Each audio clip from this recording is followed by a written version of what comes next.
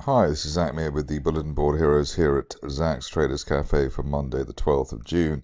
And starting off with the FTSE 100, which is not quite as hot as the weather is at the moment. We're stuck between the 50 and 200-day moving averages, 200-day line 75.28, so support coming in so far above that after the breakthrough and the bear trap that we had at the turn of the month.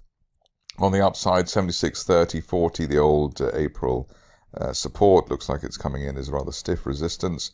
And then there's another line of resistance there from April around 77.20 with the 50-day line as well to conquer on the upside. On the downside, probably if everything went pear-shaped, we're looking at 72 to 7,300 as the downside, maybe with the Fed, etc.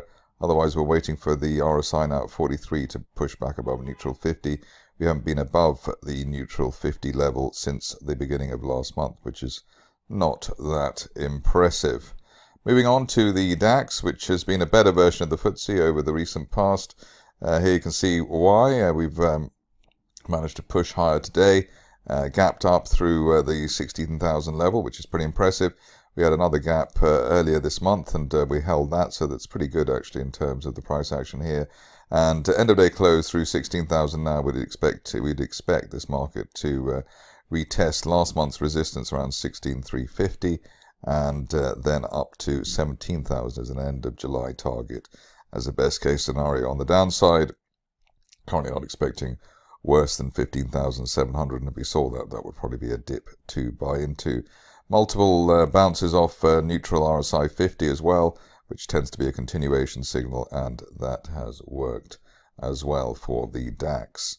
On to the Dow, and here we're on the edge of our seats. If you can be on the edge of your seat with the Dow, here we've got this market attempting to break that line of resistance from April last year. That's the 34,000, and above that we're looking for 34,700 or 34,800 actually to be precise, which is a March resistance line projection. Best case scenario, if we can negotiate the Fed and interest rates, and we get a hint that maybe we've hit the peak there, up to 37,000 by the end of next month, which is the top of that rising August 2022 price channel. Good thing at the moment is the way that both 50 and 200-day moving averages are both rising. RSI well above neutral 50 as well, and that sharply rising 50-day line looks as though, unless something very surprising happens, it will be the harbinger of a push to the upside. On to Bitcoin, which is getting hit by the authorities, largely because of the threat that it might actually be more successful than fiat currencies. Here we're in a range between 25,000, which was the old August and to February resistance, and March support, late March support of 26,700.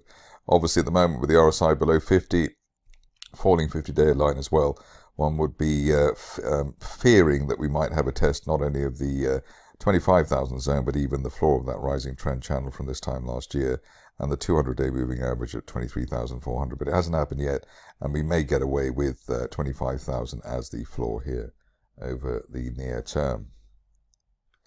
On to the stocks, and plenty to choose from today. Not all that spectacular, but they're encouraging, let's say. First one is Bushveld Minerals, which has broken a line of resistance, well, at least it's broken the 50-day moving average there at just 3.9 pence. Want to see end of day close above the 50-day line to give us a move up to the main post-September resistance there, around 5.5 pence, as soon as the end of next month, and maybe by the end of this month. Bullish divergence is the reason that we've got the shares in this sweep, given the way that we had lower lows for June, but a higher RSI trace, which was multi-tested, so this doesn't look as though it's got a bit of a spring in its step. Covered Capex quite a lot of late, not quite sure why, but interesting that we've had bullish divergence here as well, so lower lows for end of May, beginning of June. Bullish divergence line broke back above the floor of the gap down in May, so 1.5 pence above 1.5 pence. We're hoping that the shares will be able to get up to 2.2 pence, and the top of that gap, I think so far we've got up to 1.85, which is not a bad result really, given how tough that chart looks from a bullish perspective. Moving along to Cobra, and here we've had a gap off the lows, higher low versus what we saw in March, so people seem to be liking the latest news. Want to see an end of day close above the 50-day line at 1.35 to give us a potential move up to the main post-autumn resistance there around 1.7, 1.8 pence by the end of next month. Moving along to a stock which had a great update today regarding its palm oil, Deco Agrovision here, another gap to the upside. And here we already had a golden cross buy signal, a 50-day moving average rising through the 200-day line. So still looking for 4 pence as an initial target, ideally by the end of next month. If you're a fan of the shares and looking for greater glories, then it would be up towards that 2-year resistance line projection summer of 2021, which is heading for 6.5 pence. So we could see that perhaps as soon as the end of next month if we get a bit of momentum going here. We started off with bullish divergence, and that sideways consolidation, the golden cross, are very encouraging indeed. On to Eurasia, which is interesting from a technical point of view, if nothing else, given the way that on all the previous occasions we pushed through the 50-day line, we came back down within 2 or 3 days.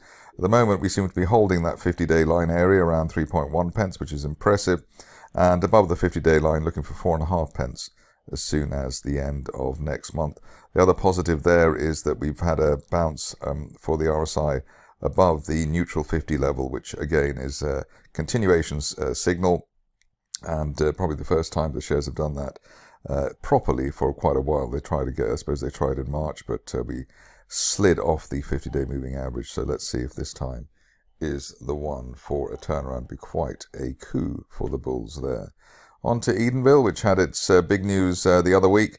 Here we've got what looks like a mid-move consolidation. Nice bull flag there, rising 50-day line as well. Just want to see an end-of-day close through the top of the flag and the 200-day line at 8.6 pence. Initial target there, 10 pence, and maybe by the end of next month up to 16 pence as a best-case scenario. But good work being done there at Edenville at the moment. Obviously now known as Shuka.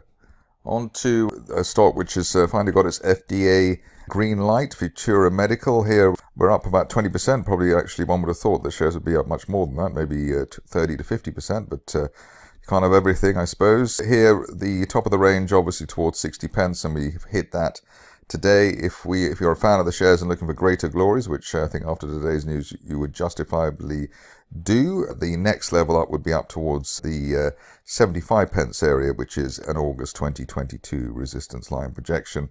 Ideally now there is no breakback below the 50-day line and that broken April resistance line, and I think after today's news it would be rather surprising if that happened. Onto a stock which pulled the rug from under the bulls just very recently, but looks as though it's trying to revamp itself. Old support here for IOG around 4 pence.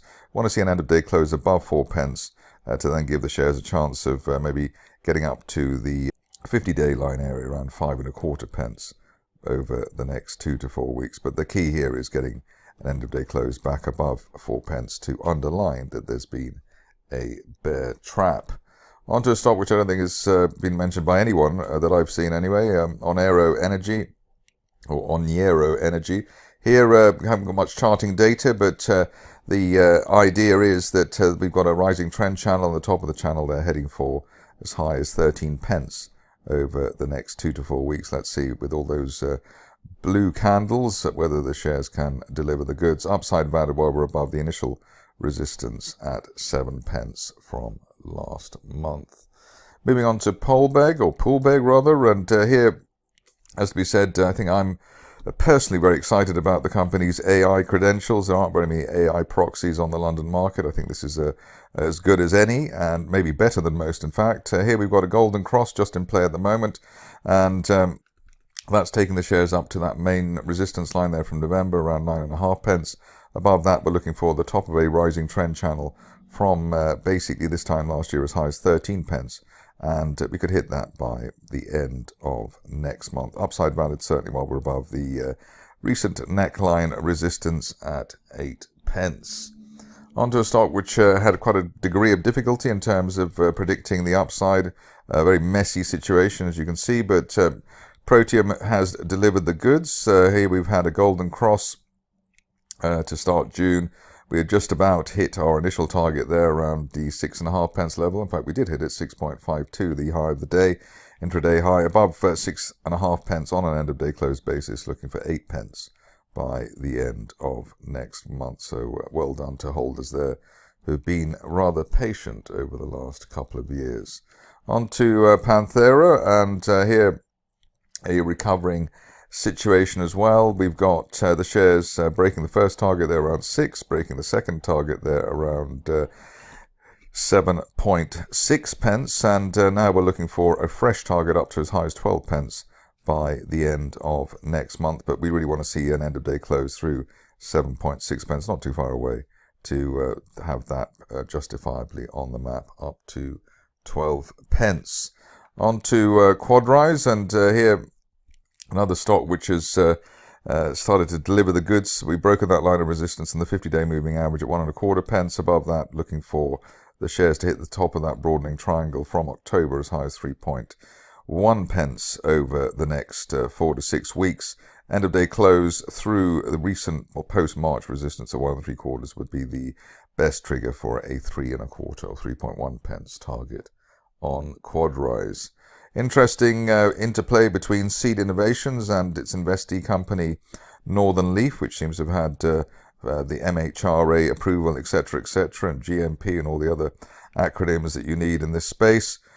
So far, a little bit of a reaction there, but the ideal scenario is at least we don't have any fresh lows for Seed below 1.65. Got a bit of bullish divergence going there, so above the, while we hold the current lows there, then looking for around the 2 pence level by the end of next month. But market's still being a bit mean to Seed, it has to be said.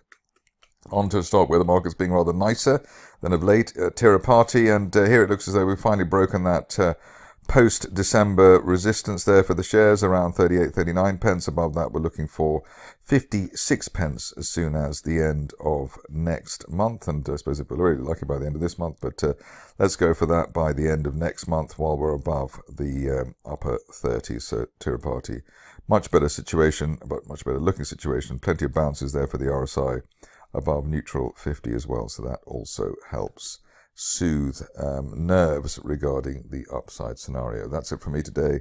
More updates tomorrow.